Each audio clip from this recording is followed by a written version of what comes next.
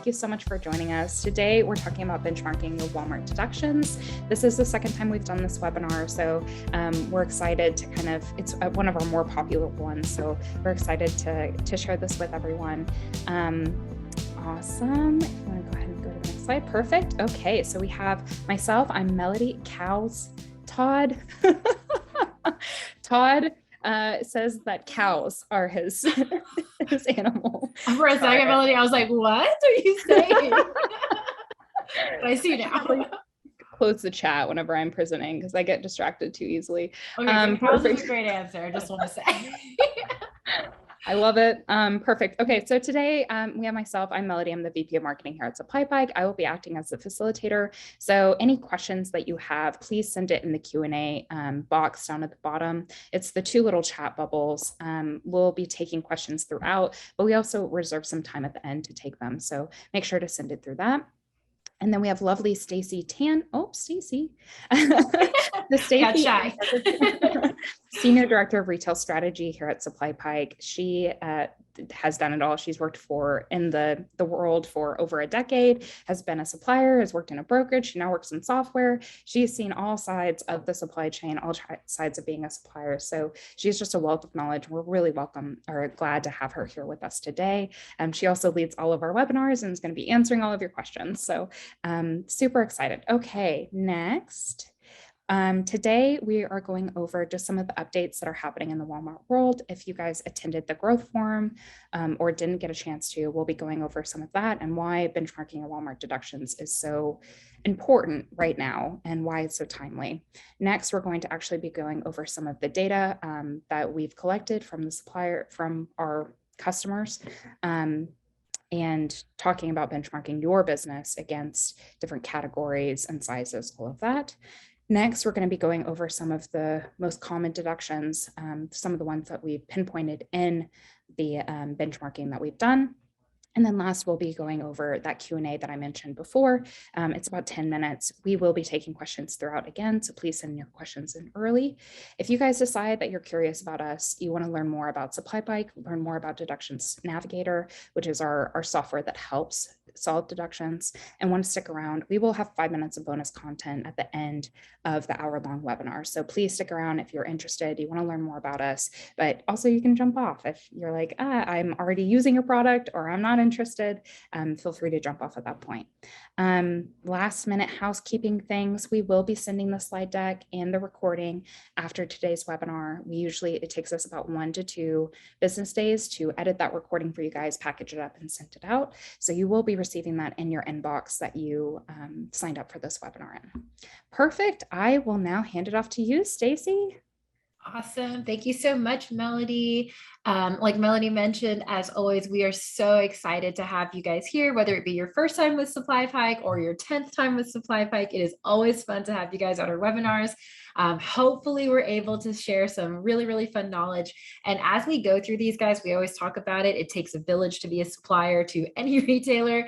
If there are any insights from your side of the world that you want to share with other attendees, feel free to drop that in the chat. It's how we all learn from each other. So really quickly, before we actually get started into the content, one thing that we always like to cover, again, if this is your first time with us, is a really quick introduction of who SupplyPike is. So we are actually a Northwest Arkansas based company. And what we do is we create cloud-based software and we help our CPG partners maximize their cash flow. And we do that in a bunch of different ways. We've got a bunch of really, really cool apps that we utilize here in the SupplyPike world. One of them is called Retail Intelligence. That's really focused around sales and replenishment analytics.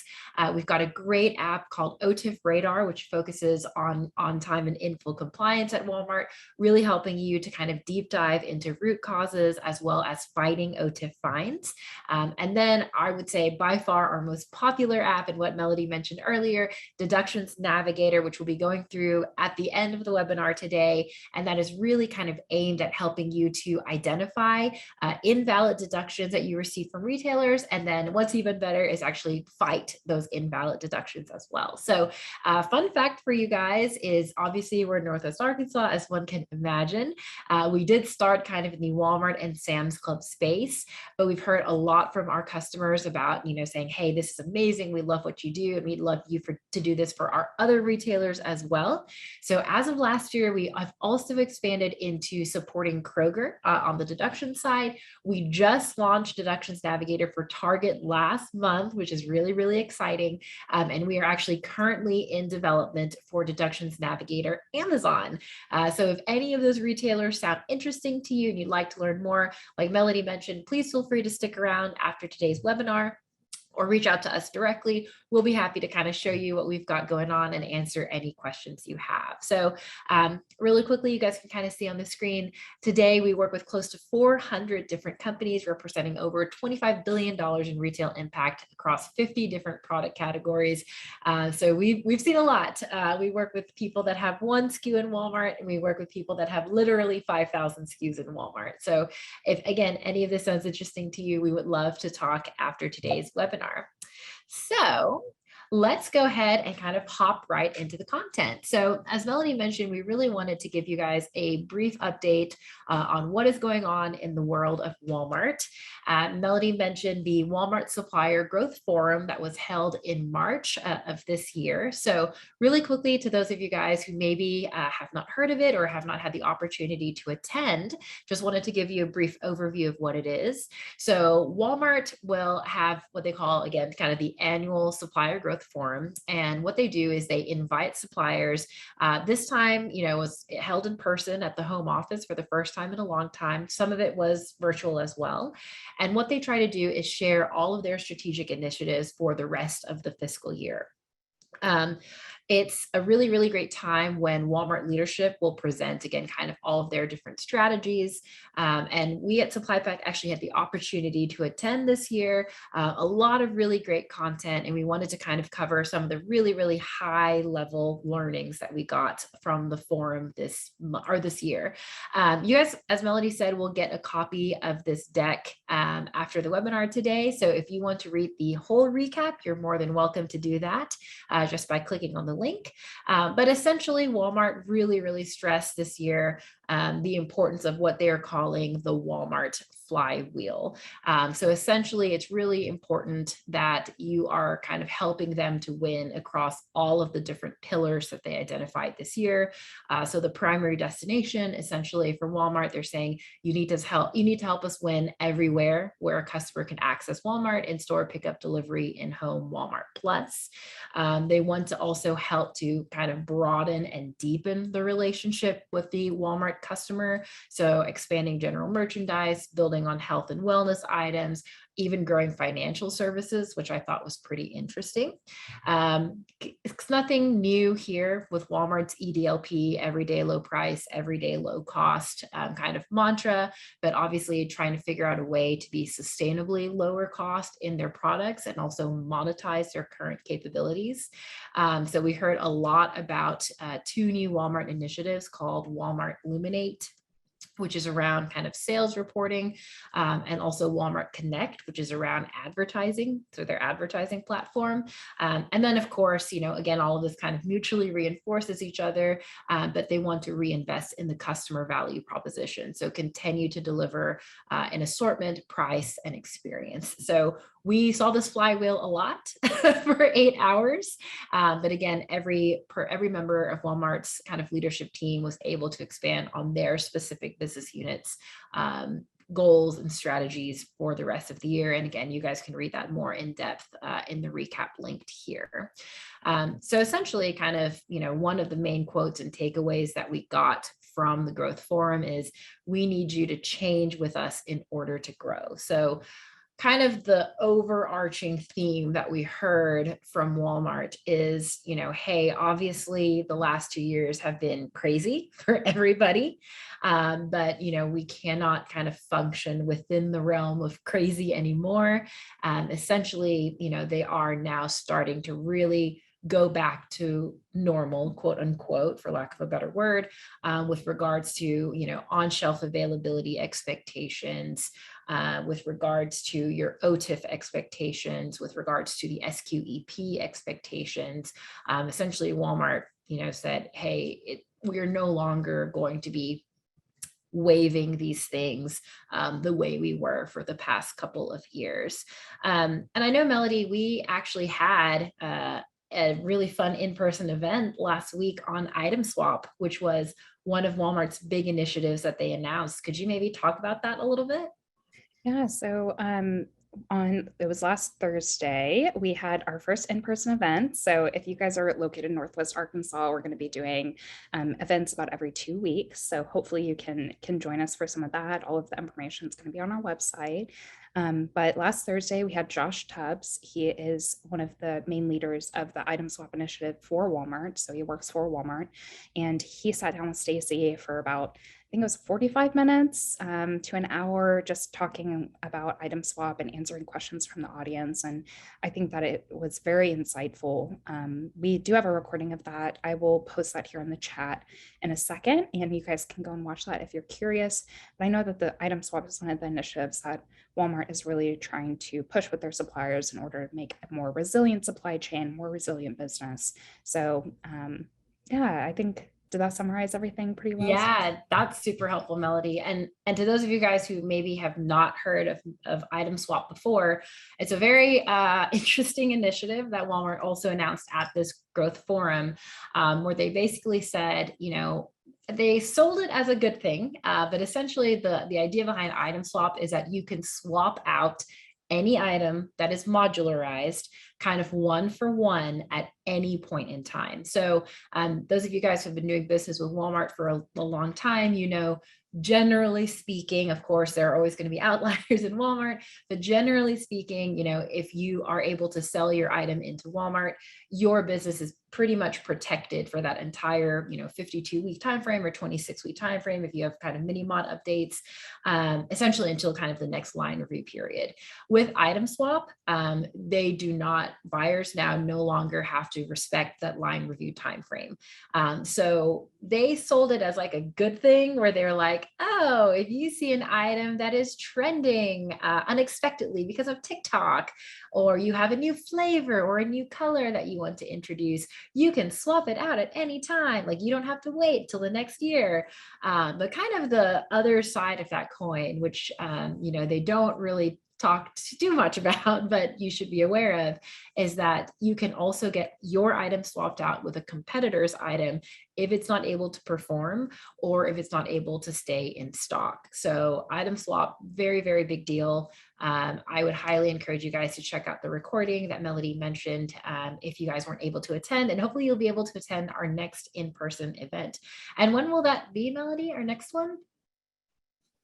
So our next one, I believe, is July 15th. Let me double check, but it will be in a couple of weeks. Cool. Awesome.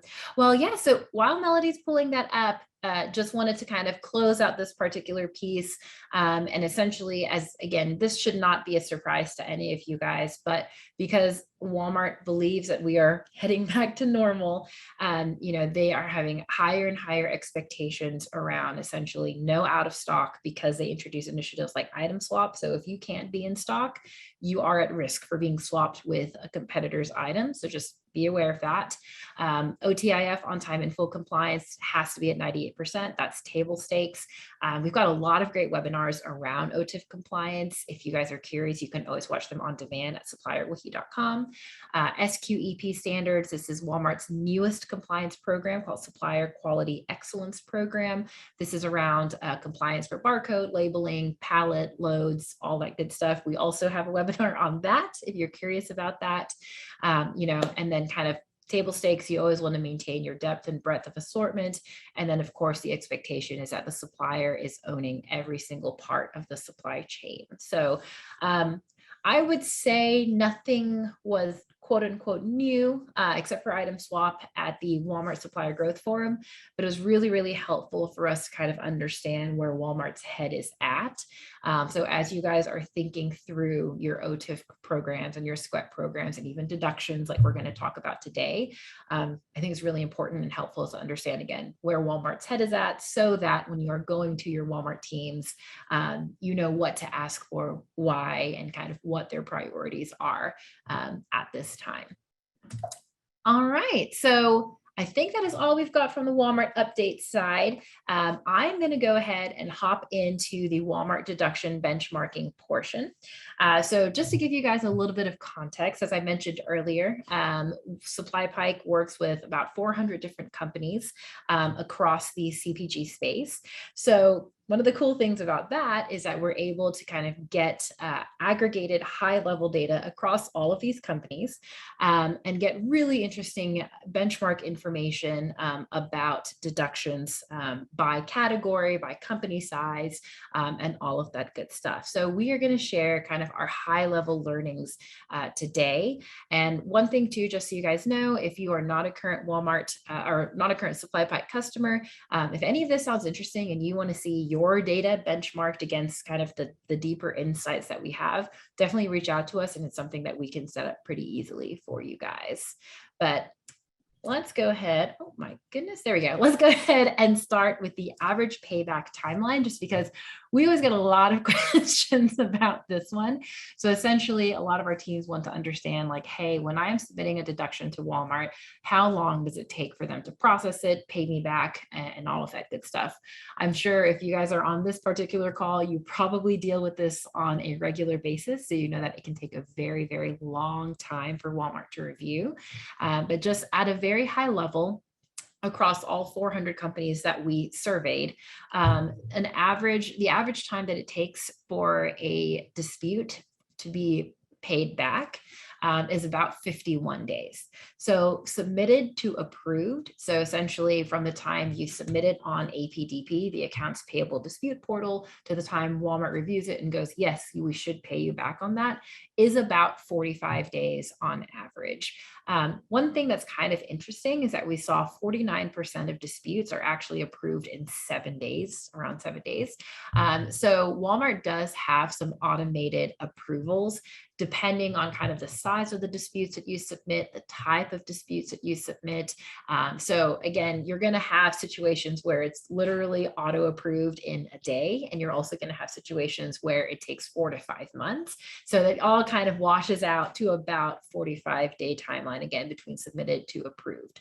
One thing that we thought was interesting was that the time that it takes then from being approved to being repaid. So Walmart says, yes, we reviewed your dispute, you should get paid back on this, is actually less than a week. So it actually takes about 6 days between the time something gets approved to the time it gets put on your check. We did find that about 2% of approved disputes take longer than 14 days to be repaid. So that is just kind of an FYI for you guys. There are some random outliers from time to time for Walmart, but generally speaking, again, from the time you hit submit to the time you get something back on the check is about 51 days. So, you know, kind of the insight from this, and this again is probably preaching to the choir here, but you want to try and get your disputes in as quickly as possible, because even when you are able to submit a dispute, it takes about 2 months for you to get paid back on that dispute. So you want to try and stay on top of your deductions and be disputing in a timely manner as quickly as you can, because again, even when you hit submit, you're still 51 days out between that day and the day you actually get paid back. So Walmart actually does provide 2 years for supplier teams to dispute deduction claims, which is pretty good. It's actually one of the longer timeframes compared to the other retailers that we work with. Some of them sometimes are as short as 30 days, like Amazon. So essentially what that means is you have kind of a 2-year statute of limitations, so to speak, to go after a deduction. And kind of beyond that, Walmart considers those as expired and does not actually allow you to try and dispute this deduction. So you want to make sure that you are disputing in a timely manner, and at the very least, you want to make sure you're disputing the ones that are getting close to about 2 years old, because once it passes that 2-year time frame, they don't even give you the option to go after it in APDP. So across the different companies, you guys will see that we basically bucketed them by either size. So our kind of delineations were small companies, we call it small, that are under $25 million in net ships to Walmart annually. Mid-size, which is $25 to $100 million ships to Walmart annually, and then over $100 million, which are, of course, the enterprise size companies. And all of these, again, are in net ships to Walmart. And then we also bucketed our companies into kind of the general Walmart business units, gen merch, consumables, and food. So won't go too in depth with every part of this, but you guys can kind of see, some things that we thought were really interesting. This is the average time to dispute. So how long it takes our customers to actually go in and submit a dispute from the day they receive the deduction to the time they actually submit it on APDP. The fact that the ones that are under 25 million took the longest didn't really surprise us too much, just because generally speaking, if you are going to be a quote unquote smaller company, you're usually pretty strapped, pretty lean teams. And so sometimes, they have a finance team that is doing a lot. And so deductions may sometimes take a backseat on that because they're busy doing a whole bunch of other things. So generally speaking, again, we saw the smaller companies take the longest time to dispute. And then the enterprise size companies took a little bit longer than the mid-sized companies. And our insight behind this is because even though the enterprise teams generally have larger teams, more dedicated teams, they also receive by far way more deductions. So it just takes them a little bit more time to actually work through those deductions. Interestingly enough, for the kind of different business units, it took consumables companies the longest amount of time to dispute. And then obviously second is food, and then gen merch was usually able to turn around their disputes the fastest. So this I thought was a really interesting statistic as well. So we wanted to take a look at the average deductions as a percentage of your invoice. So essentially for every $100 that you're invoicing Walmart, how much of that is being taken off as a straight deduction. So overall, Walmart invoices are deducted at an average of 6.37%, which is scary high. So for every $100 that you are invoicing Walmart, they are taking $6.37 just straight off the top as a deduction, whether valid or invalid. Whole other discussion, but just right off the top, they're taking that 6.37%. So one thing that we found is that generally speaking, we didn't see too much variance between the different sizes of the companies, but we did see a bunch of variance across the different kinds and industries of companies. So consumables, as you guys can see here quite clearly, has the highest amount of deductions as percentage of invoice, whereas food has the lowest. One of the reasons why we think that this might be is just because generally speaking, you're not going to have too many shortage related issues for food category. We saw a lot of return and damage type issues with the food category, but not as much shortages, which actually tends to make up a vast majority of our company's deduction issues. So again, not too much variation between the sizes, but a lot more variation between the categories. So one thing that I would encourage you guys to look at, again, as kind of a takeaway insight, is to kind of look back at your own deductions as a percentage of invoice and really see whether you are benchmarking above or below kind of the industry standard. Obviously, if you're below, it's a great place to be in. You never want to lose money to Walmart, but better to be a little bit below industry standard. If you are kind of benchmarking above, I think it's definitely something that you want to start getting some root causing into and really understanding why is Walmart taking that money? Where is it going? How much of that is valid or invalid? Because again, as we talked about, if any of that is invalid, you are 60 days out before you can even try and get any of that money back. So really important to kind of understand how your performance is relative to everyone else kind of around you, your peers. And Stacy, I do have a question. So where are we getting these numbers? Are these just deductions? Are they OTA fines? Does it include SQEP? Like what all do these numbers include? Great question. So these particular numbers are only referring to AP or accounts payable related deductions. So essentially what an AP deduction is you are invoicing Walmart and Walmart is short paying you for, insert reason here. So basically you invoice them, they short pay you. An AR deduction, so something like OTIF or SQEP, is essentially Walmart is actually invoicing you. So you go through the month, you get a OTIF fine, Walmart turns around, invoices you for that $1,000 fine, etc. Why it can get confusing sometimes is because for those AR deductions, that OTIF and SQEP, if you don't pay that invoice, Walmart will just automatically deduct it anyway. So they do show up as deductions, but Walmart codes them differently. So again, AP deductions, anything that you invoice Walmart, they short pay you for. AR deductions, Walmart invoices you. If you don't pay it, they'll just take that deduction anyway, but these follow kind of separate paths and separate departments within Walmart. So these are AP related deductions. Great question. Question to that is, Yeah. can OTIF fines and SQEP fines be disputed? Yes, they can. Yes, they can. There is a long and storied process to do it. So won't go too deep into that just so we can kind of get through today's content. But the short version is absolutely they can be disputed. Again, I would really recommend that you guys check out our OTIF.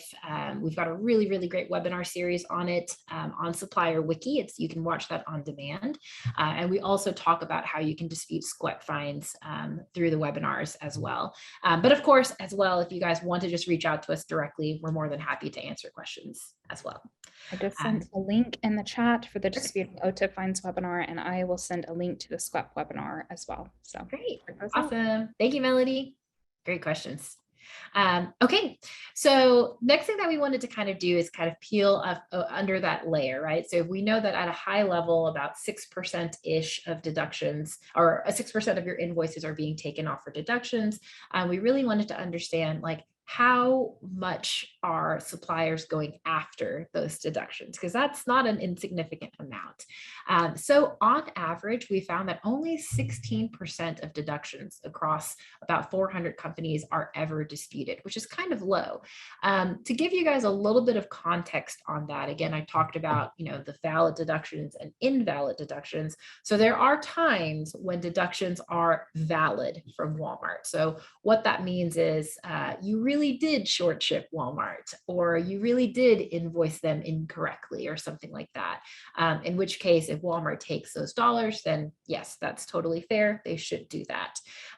What you want to go after is any invalid deduction. So if Walmart took the money saying, I ordered 100, but I only received 80, so I'm going to deduct the cost of 20, but you have proof that you actually shipped all 100, you absolutely should go after those invalid deductions.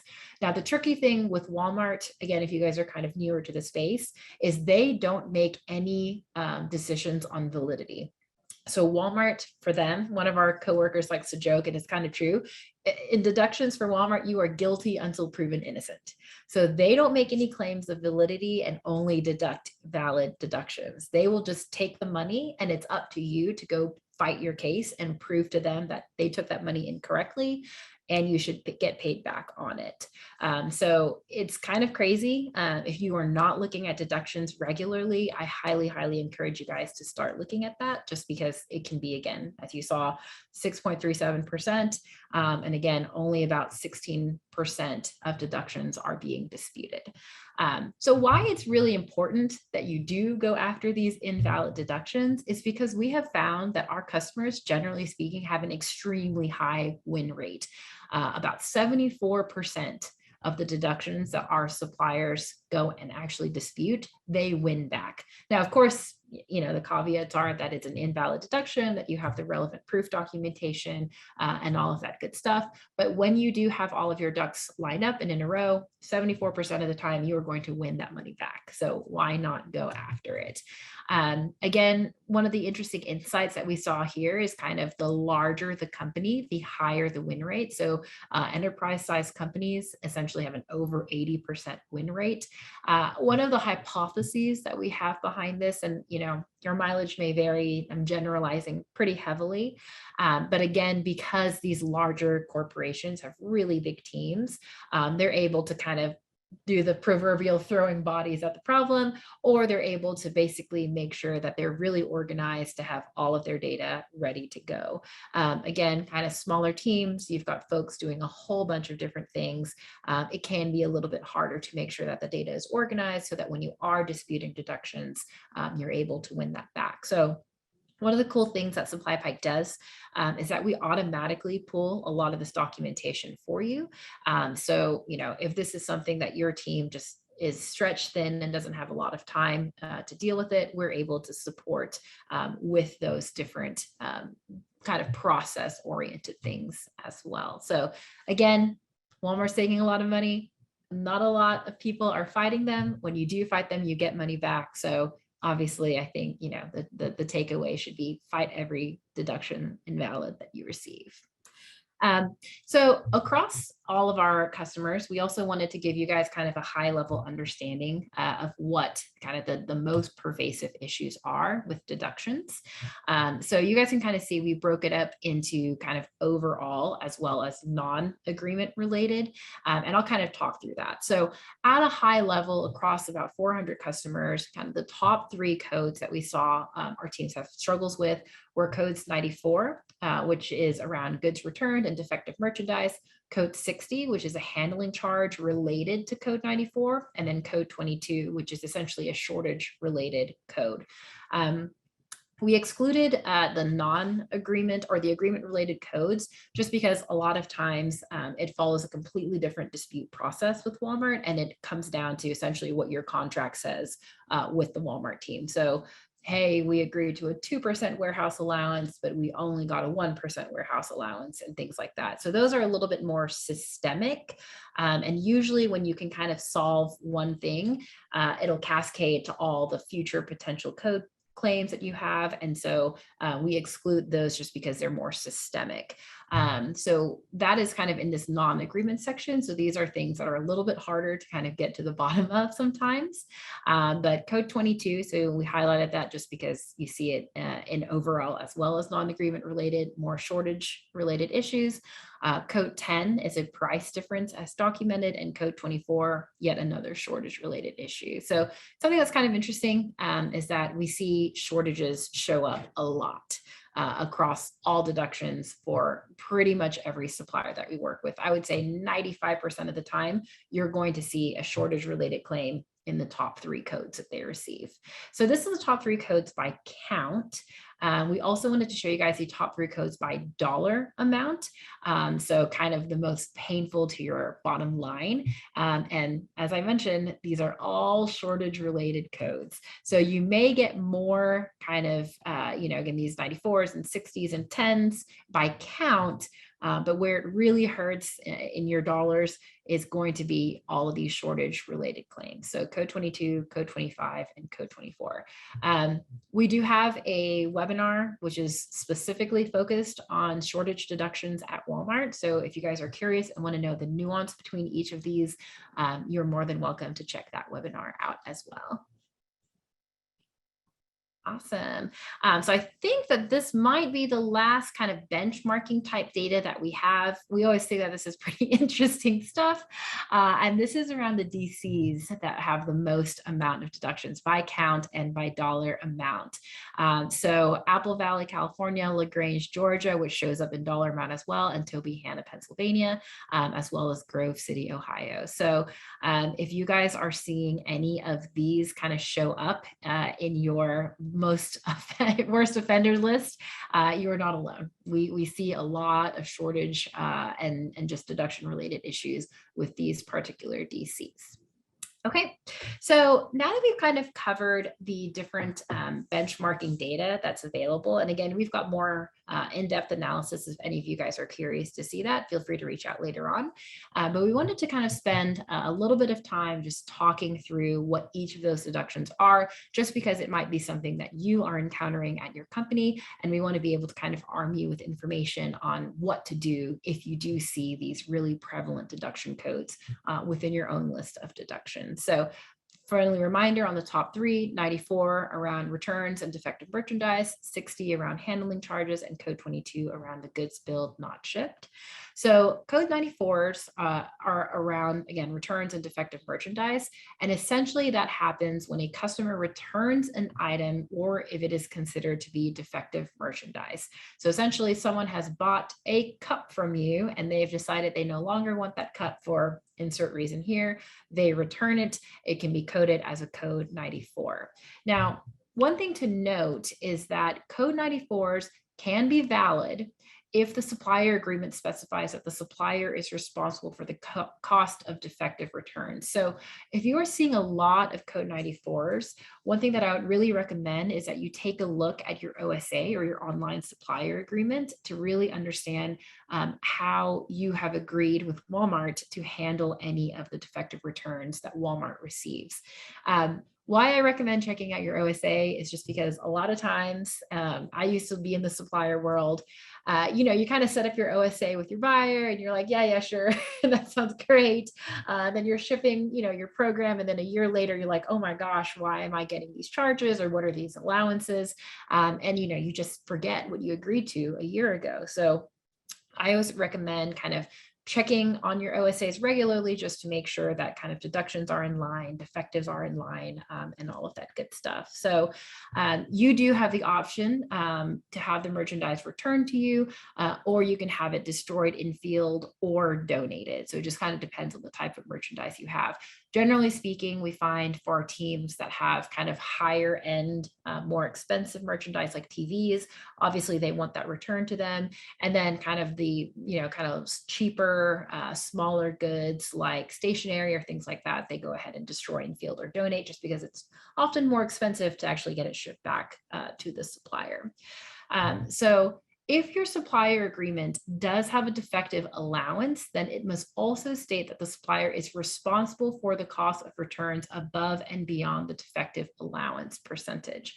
So what this means is if you agree to a defective allowance, a DA percent with Walmart, let's just say 5%, make it easy. If the returns that you have over, usually it's kind of a quarterly period or an annual period, if the returns are over that 5%, so let's just say it ends up, just to make it easy, it ends up being 10%. Walmart, you've already built that 5% into your invoicing, but that additional 5%, because, essentially it's goods that Walmart is unable to sell or sold and got returned, Walmart is going to say, hey, I need you to kind of take the hit for this additional 5%. Because it's more than it's above what we agreed on. Now, one thing Walmart doesn't really talk about is if your returns are below the defective allowance. So let's just say, again, using that 5% as an example, and it is actually, your DA ends up being 2%, or your defective percentage ends up being 2%. Technically speaking, Walmart is supposed to true up that 3% difference because that's additional merchandise that they could sell. And they are supposed to true that up and actually give that back to you on a check. I will say in practical terms, I have almost never seen that happen. And I've done this for a very long time. But what you can utilize this with, or utilize this for, is as kind of a leverage point. That's what I've done with my suppliers in the past, is to go to Walmart and say, hey, our defectives ended up being lower than that DA percent that we agreed to at the beginning of the year. We don't want you to have to true up. We know it's a lot of work to do that. But can we segue that into increasing points of distribution, adding additional items, because clearly we're a great supplier and things like that. So you really want to understand, again, what your defective return rate is, and then also be able to compare that to your defective allowance on your OSA. So again, if your supply agreement specifies that any of the defective goods must be returned to you, then those goods must be returned in order for a code 94 to be valid. So again, if Walmart says, yes, we will ship this TV back to you, and they don't ship it back to you, now you start to have grounds to actually fight any of these code 94s that you are receiving. So can a code 94 be disputed? Yes, if the supplier agreement includes a defective allowance, but the cost of returns has not exceeded the amount. So it's kind of what we talked about. So if you agree to a 5%, but your defectives is really only 2% and they're still trying to get you for that additional 3, then yes, you can go after that because that's no longer valid. And you can also do it if there's a pricing discrepancy between the amount deducted for a certain quantity of an item and the actual cost. So a great example, let's just say that your item costs $5, but Walmart is hitting you with a code 94 for $8. Obviously, that's incorrect. And you can dispute that and say, hey, that's not right. We want to get this $3 back because what you're trying to hit us for is inaccurate. So if the supplier agreement specifies that the defective returns have to be returned to the supplier and the supplier has not received those items back, then again, that's another ground for you to go and dispute that code 94 because you're basically saying, hey, in addition to hitting me with this cost, you're also not returning the good that you said that you would return to me. So now you're kind of hitting me twice on the same item. So again, you really, really need to get to know your OSA very well. But of course, there are always going to be some exceptions to that rule. So things like hazardous materials or non-hazardous items that are leaking or damaged, understandably, Walmart is not going to ship those back just because that's dangerous to the people that are handling those goods.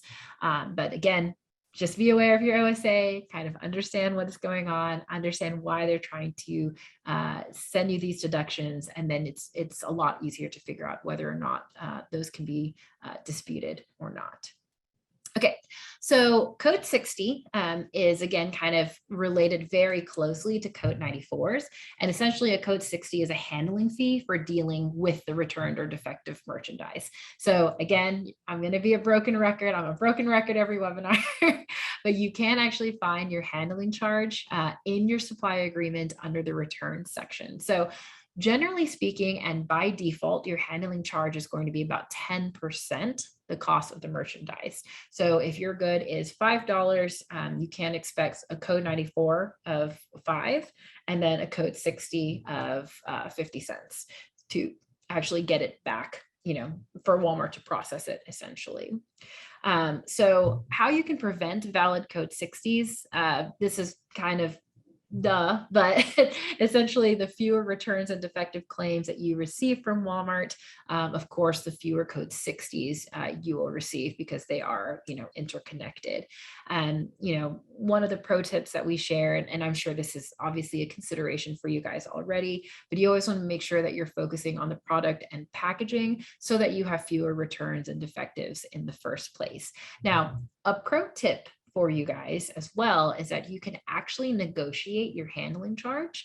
The standard, as we kind of mentioned, is at 10% of the cost, but I have worked with teams that have negotiated handling charges as low as 1%. Obviously, it depends on the item, it depends on your buyer, depends on the department, all of that good stuff. But generally speaking, it can be negotiated. So I would recommend, again, taking a look at your OSA and understanding kind of what your handling charge percent is today. And then if it is at 10%, figure out if you can negotiate it with your buyer. And how you would execute that is you just send an email to your buyer, let them know what the situation is, give them kind of understanding and feedback on why you want to negotiate that handling charge lower. And then usually what will happen is your buyer will submit an amendment to your existing OSA. So nothing else within the OSA changes. The only thing that changes is the handling charge. So something to take a look at, some homework for you guys after today.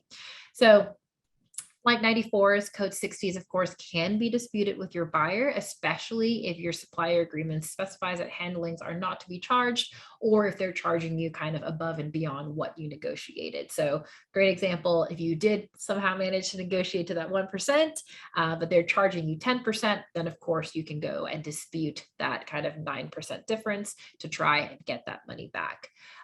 So if your supply agreement does allow for you to be charged for handlings and they are doing it correctly, then your only recourse would be to try to dispute the original return deduction code 94 as invalid. So if you're able to get the code 94 kind of reversed in your favor, the code 60 that's attached to it can usually be disputed as well, just because again, they kind of go hand in hand with each other. Alrighty, so I think this is the last code that we're going to talk about today. I want to make sure that we've got enough time for questions, if any. But code 22, again, this is a shortage related claim. This is for goods billed, not shipped.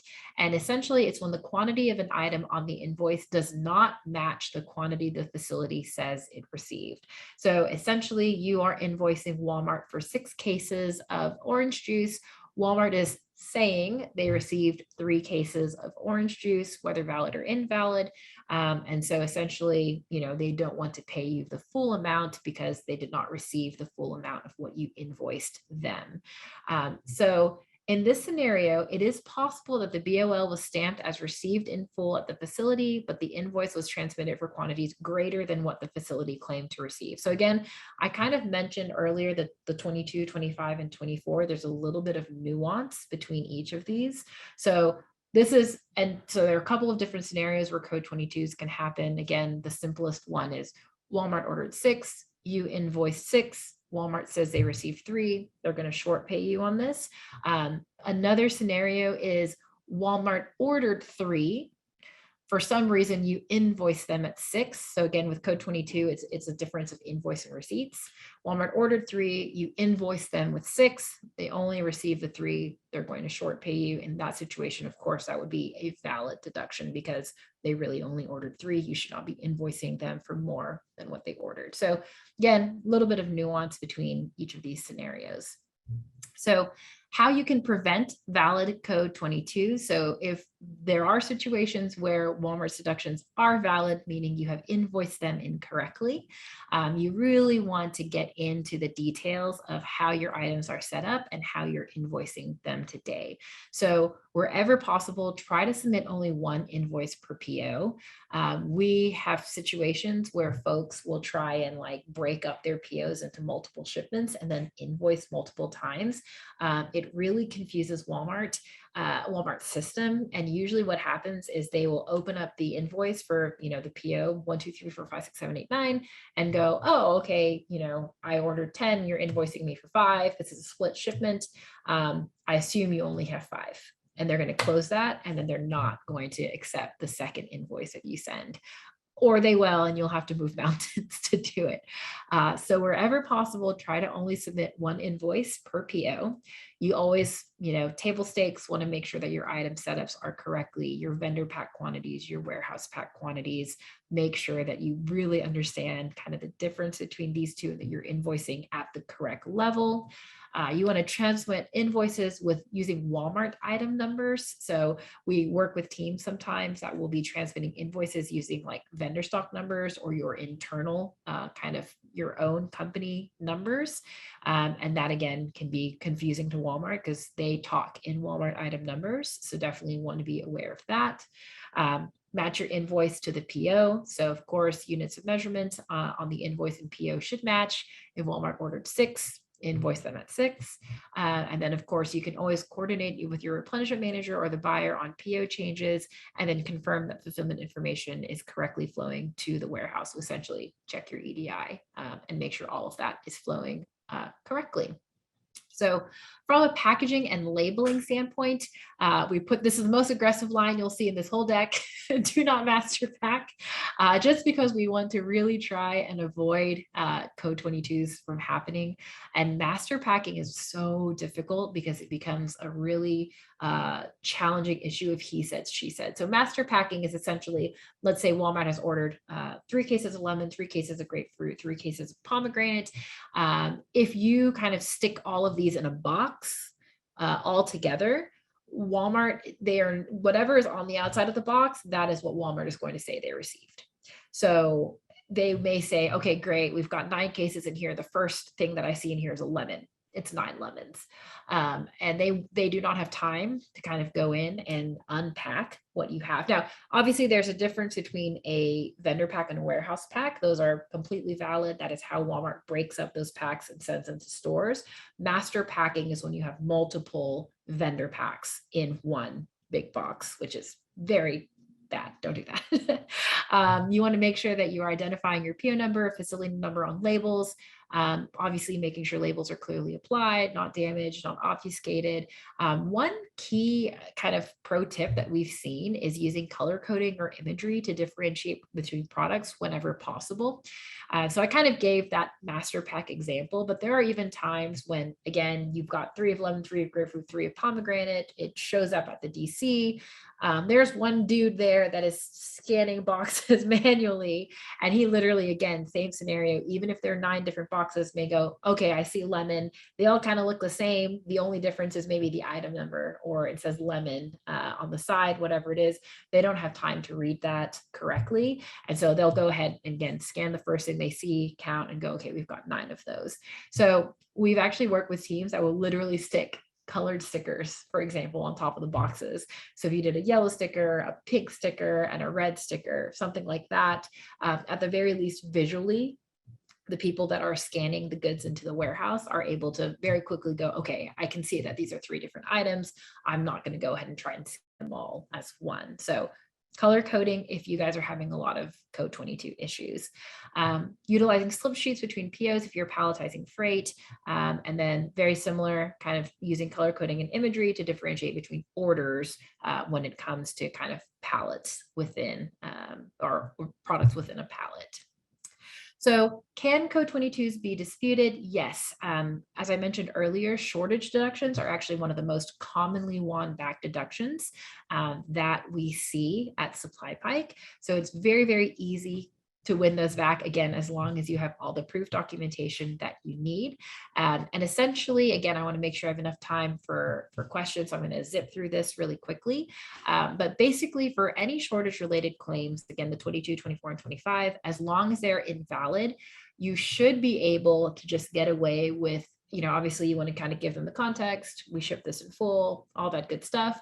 But you need to have kind of the key documentation is your proof of shipping.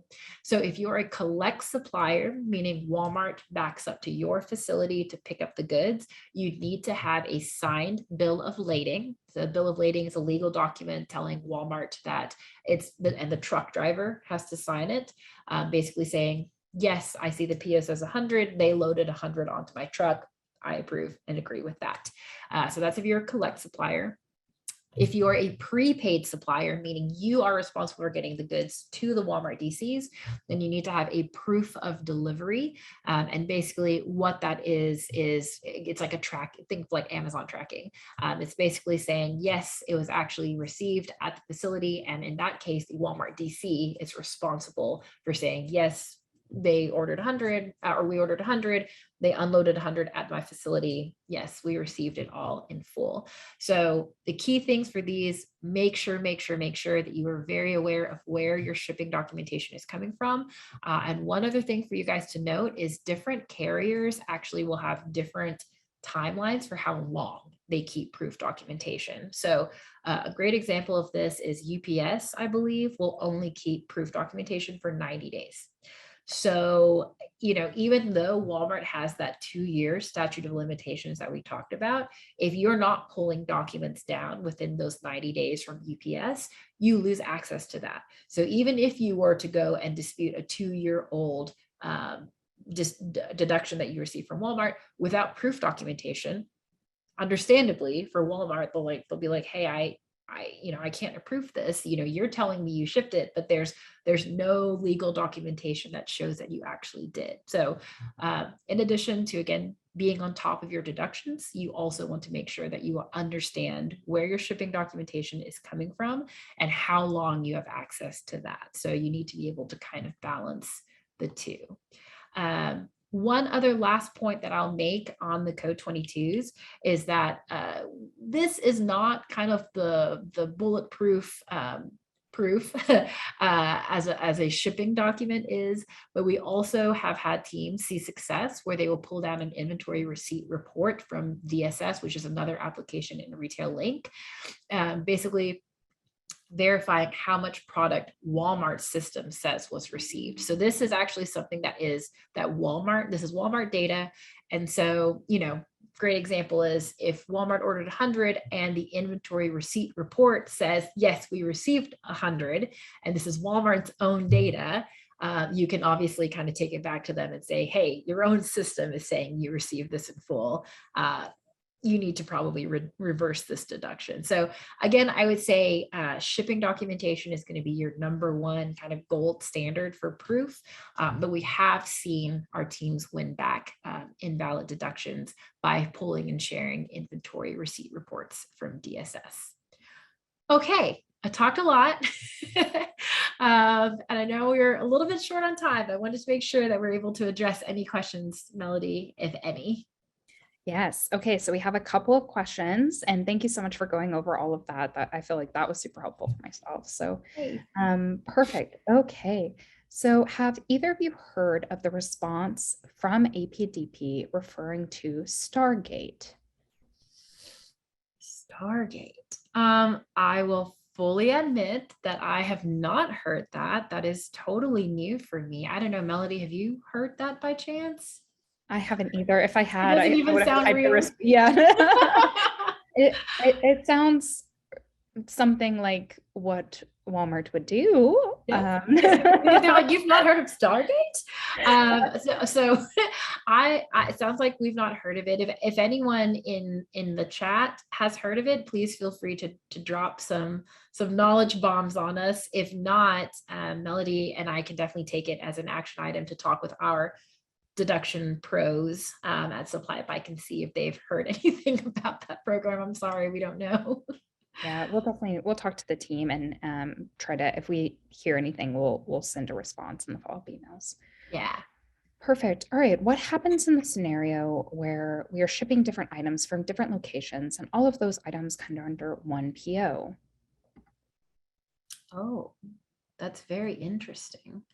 So as one can imagine, that can get very messy with regards to POs, just because, again, kind of how Walmart does it. And I assume you'd have like different MABDs and things like that. So obviously in an ideal scenario, Walmart will maintain and keep POs open for as long as basically they usually will keep POs open and receive goods until the MABD, at which point that PO will close.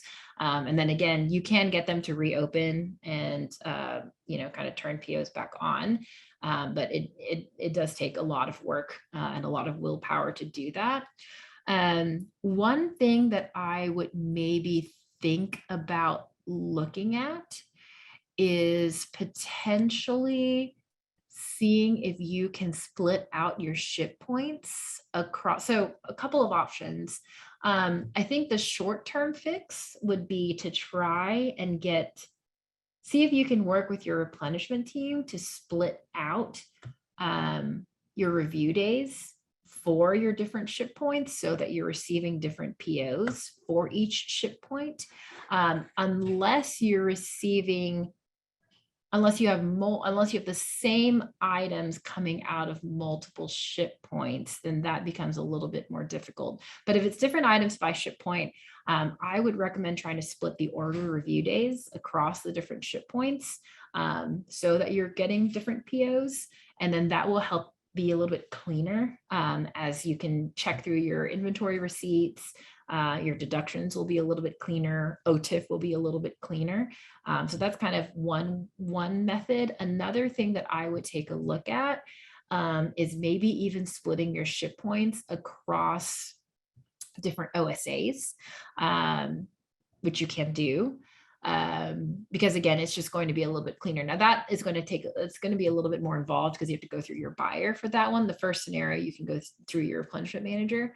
But yeah, I would maybe try and take a look at that for sure. And if hopefully that helps answer your question. And if not, we can definitely feel free to reach out to us after this and we can do a deeper discussion on that, because that's a very complex supply chain for sure.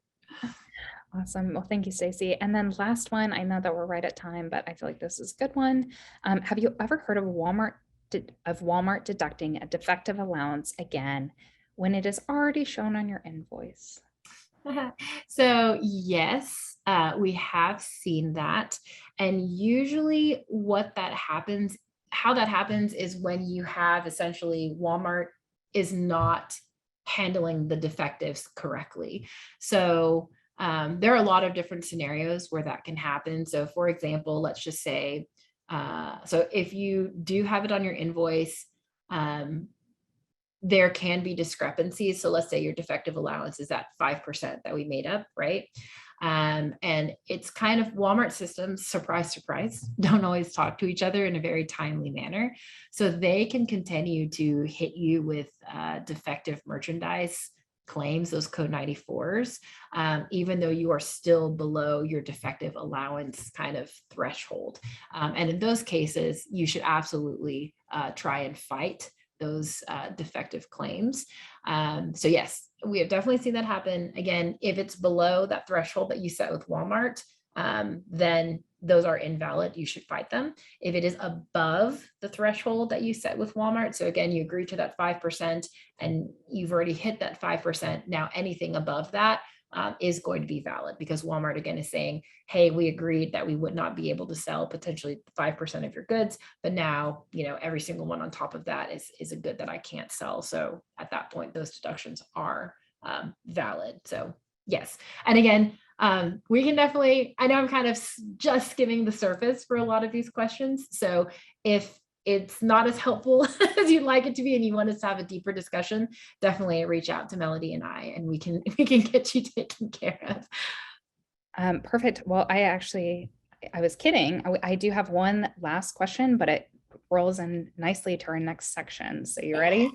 Can we see a demo on the deduction navigator where SupplyPike systems pull the signed BOL from emails to dispute deductions? Such as 22s, 24s, and 25s. Yes. So we'll get to that part right now. But in the meantime, while Stacy is getting that pulled up, please feel free to reach out to us. These are our actual emails. So if you have any questions, please email myself or Stacy, or you can find us online. So I will actually send that link. If you want to book some time on our calendar, I will send a link in the chat so that you guys can view that. But if this is where you leave us, thank you so much for joining us on benchmarking your Walmart deductions. Now we're going to jump in and roll right into the demo of Deductions Navigator. Thank you, everyone.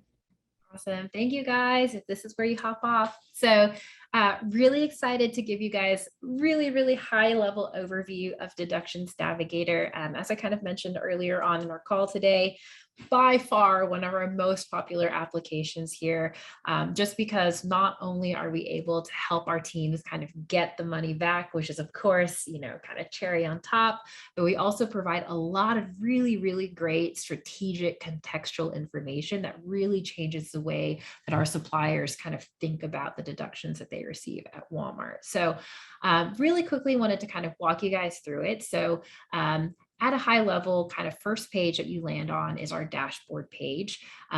We like to say it has a lot of dashboardy things, but of course, this is all data that you actually cannot receive or get through Retail Link, at least not in a very easy way. So you guys can kind of see here across the top, we will give you a high level overview of your deductions. So understanding how many deductions you've received, what is still on the table that you actually have not disputed or gone after yet.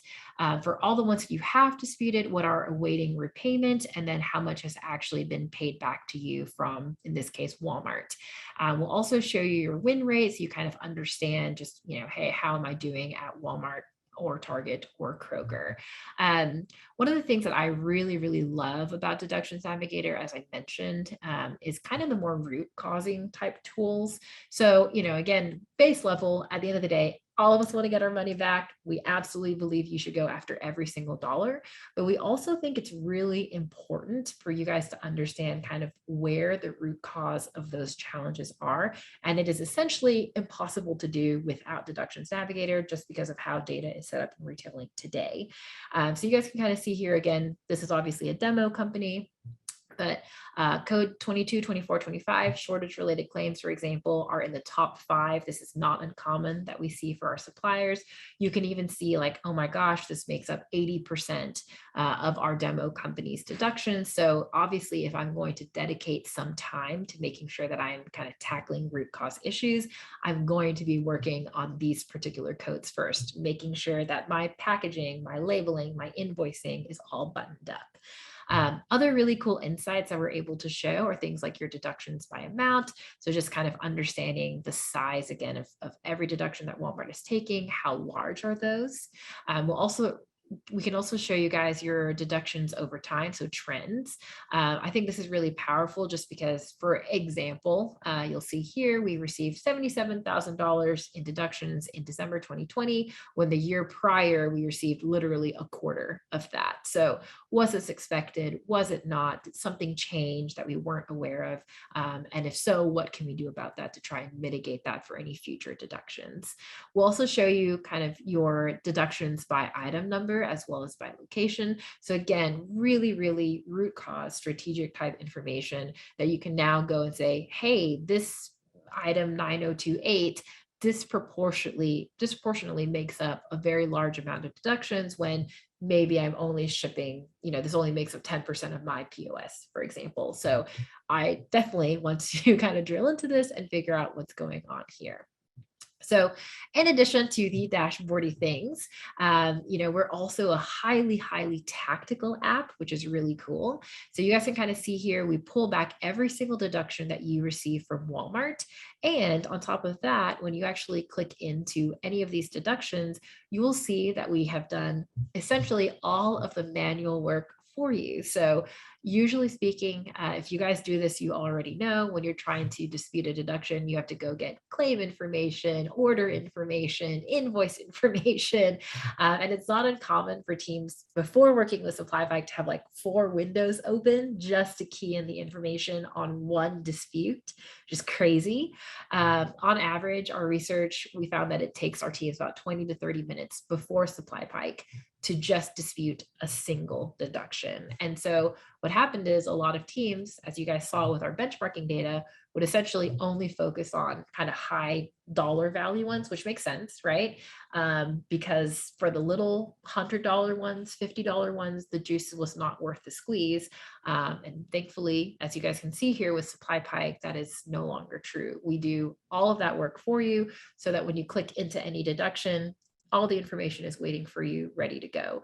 So for the question that Melodie was asking about, kind of showing you guys how we're able to pull proof documentation. So we are actually able, so all of this is automatically, even though this is a demo company, this is actually what it would look like for you. We are able to pull purchase, invoice, and claim information automatically within Deductions Navigator. And in addition to that, we are also actually able to integrate directly with your carriers to pull back BOLs and PODs. We right now integrate, I think, with over 60 different carriers. So the UPSs, FedExes, DHLs. We also integrate with CaseStack and Prime and all of that good stuff, where again, we basically are able to kind of comb all those portals, find any of the relevant like PO number, and automatically download and attach it to the correct deduction for you. So yeah, it's really nice. Again, this is really what your experience would look like. You would hop into the app, click a deduction that you want to work on, everything would be here. And we've got, of course, some business logic there to tell you if a deduction is ready to submit or not. Once you see that green arrow, you literally hit submit dispute, it automatically gets sent off for you. Other really cool bells and whistles that I wanted to share kind of last little bit is, in addition to kind of the one-click dispute, which is really what put us on the map, we also have the ability to do bulk disputing, which is really cool. So you can do up to 100 at a time. So let's just say, you want to go after, these code 22, 24, and not 28, 25. You can say, hey, I want to go after all of these, showing 68 different records. I'm going to go ahead and click that. And you can submit 100 deductions at a time. You can just go ahead and hit that submit dispute.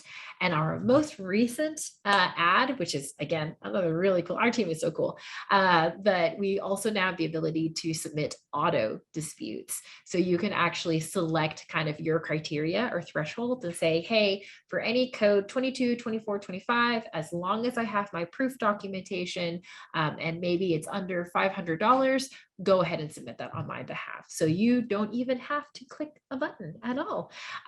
So yeah, it's pretty cool stuff.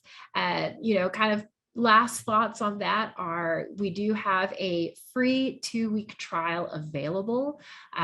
I always really, really recommend it. We will actually pull your data into the app. So the trial isn't with demo data, it's your data.